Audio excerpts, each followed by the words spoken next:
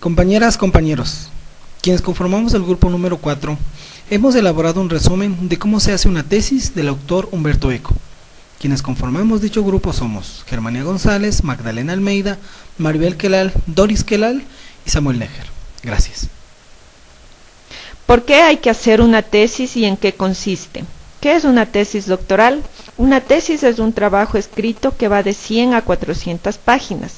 ¿Por qué hay que hacer una tesis? Es indispensable para doctorarse de PhD. Además, hay un nivel afín, la licenciatura, la que se hace con vistas hacia el ejercicio profesional. También se presentan tesis de compilación, que se limita a demostrar que ha revisado la literatura existente que será útil desde el punto de vista informativo. Este tipo de tesis se hace a una edad avanzada, ya que se trata de una investigación original, es preciso descubrir algo que los demás no hayan dicho todavía. ¿A quién le interesa este libro?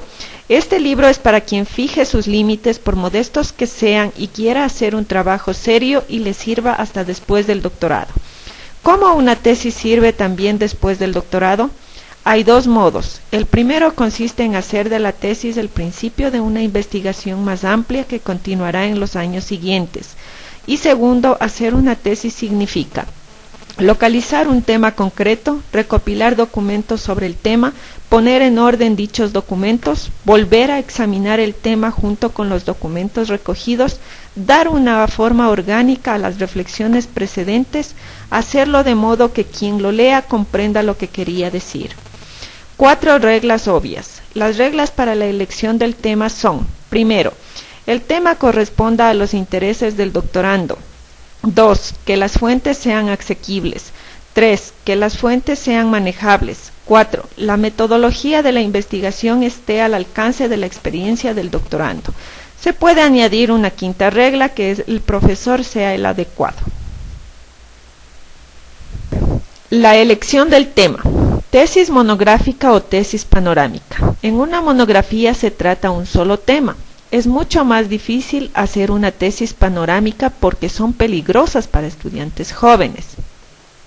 Tesis histórica o tesis teórica. Hay materias en las que una tesis necesariamente debe ser histórica, ya que se propone afrontar un problema abstracto. En otras materias se harán tesis teóricas, pero existen otras materias en las que se puede hacer tesis de los dos tipos.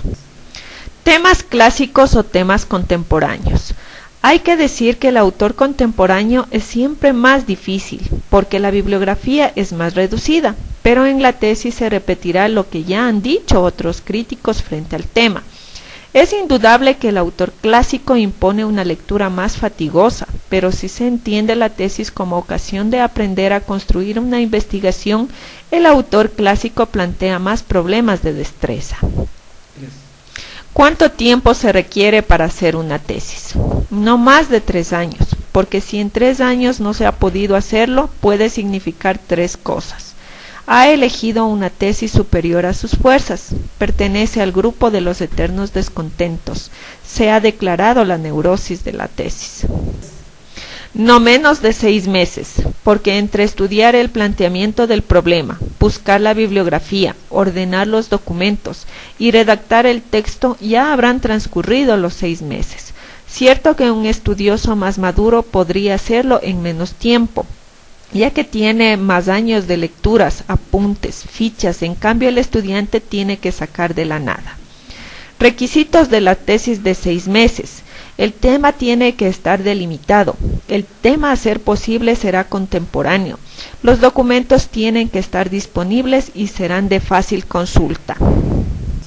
¿Es necesario conocer idiomas extranjeros? Hay que escoger una tesis que no implique el conocimiento de lenguas que no conozco y no deseo aprender. A veces se escoge una tesis sin saber los riesgos que se corren.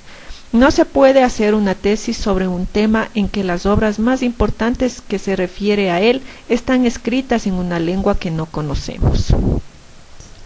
Tesis científica o tesis política. La tesis política observa todas las reglas de cientificidad necesarias.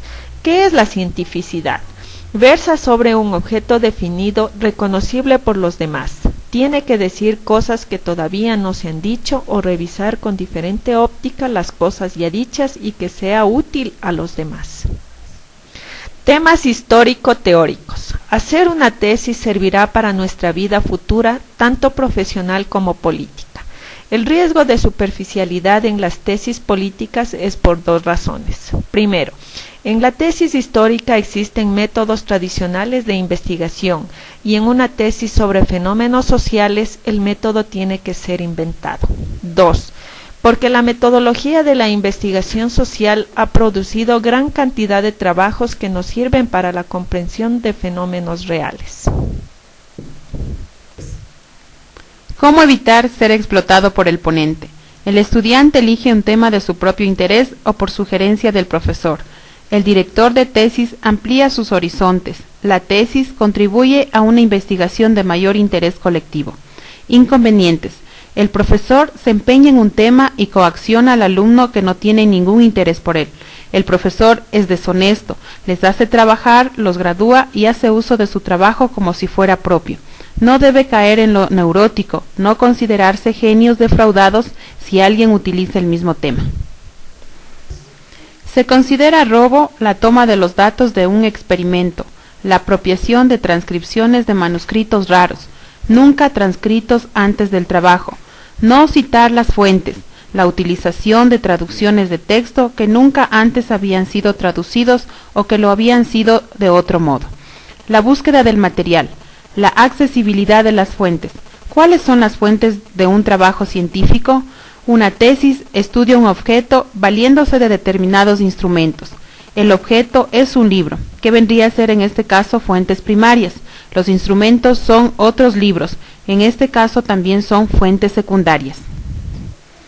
Se incluirán en la tesis a modo de documentos los datos estadísticos, las transcripciones de entrevistas, las fotografías, incluso documentación audiovisual. La distinción entre las fuentes y la literatura crítica es parte de las fuentes. Una investigación desordenada fácilmente confunde entre el discurso sobre las fuentes y la literatura crítica. Para una crítica en profundidad hay que confrontar las interpretaciones con el texto original. Si tiene la posibilidad de acceder a las fuentes, ¿dónde son accesibles? Si son fácilmente asequibles, si estoy capacitado para manejarlas. Antes de cometer ligerezas imperdonables, es preferible escoger otra tesis, identificando con precisión las fuentes verificables y al alcance de los interesados, y que resultan ser bastante útiles. Estas pueden dar origen a una documentación estadístico-sociológica utilizable por investigadores posteriores. Las fuentes de primera y segunda mano. Los libros son fuentes de primera mano, la edición original o la edición crítica.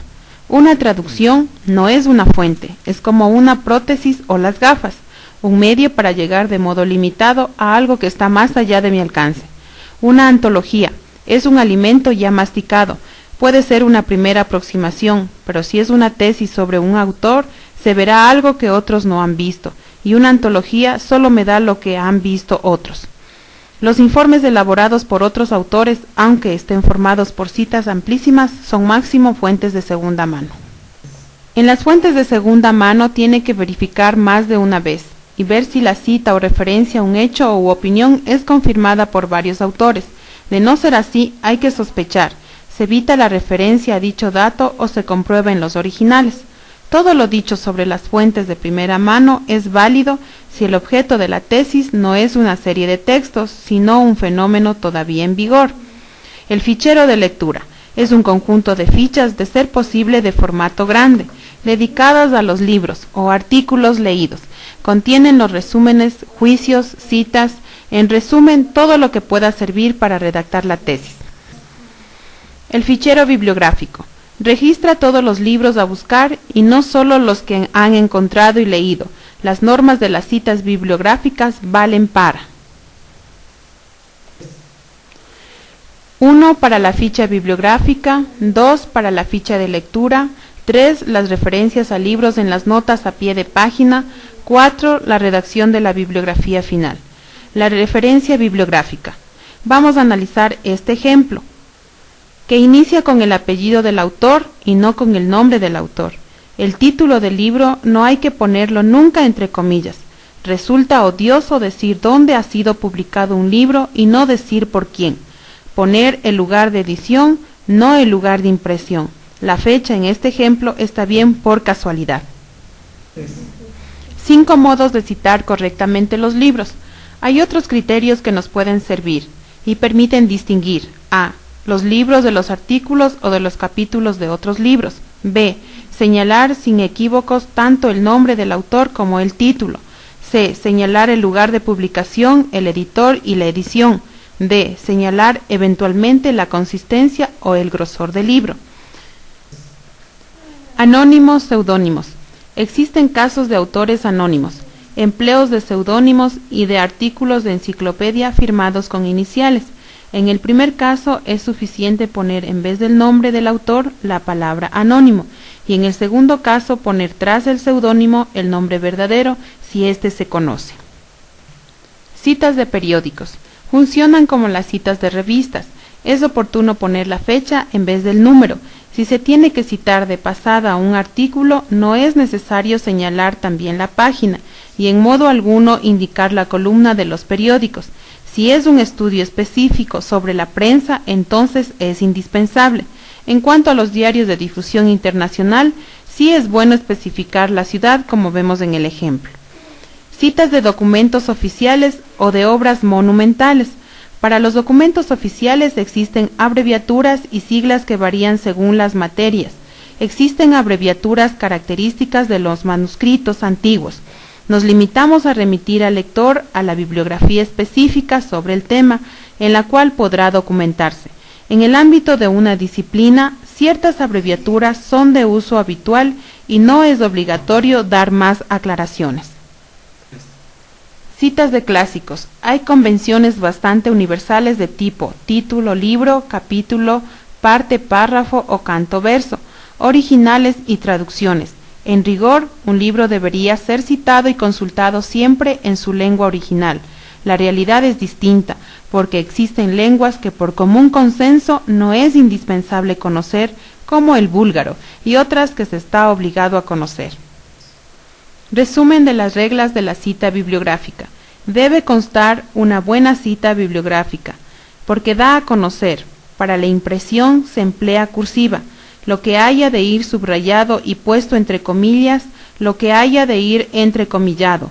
Hay comas donde se requieren comas y paréntesis, donde estos son precisos. Los asteriscos señalan indicaciones esenciales que nunca han de omitirse.